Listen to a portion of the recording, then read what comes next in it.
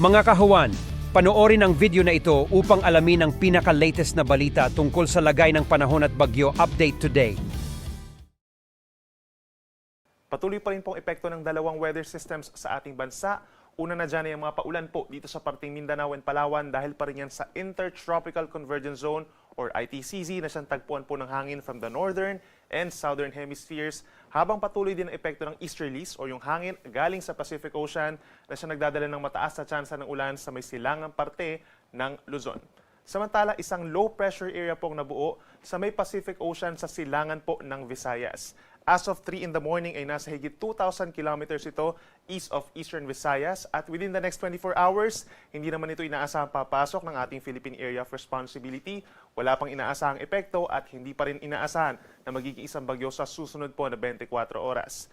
Along this ITCZ, meron din possible na mga panibagong circulation na mabubuo, kaya lagi po tayo magantabay sa ating mga updates.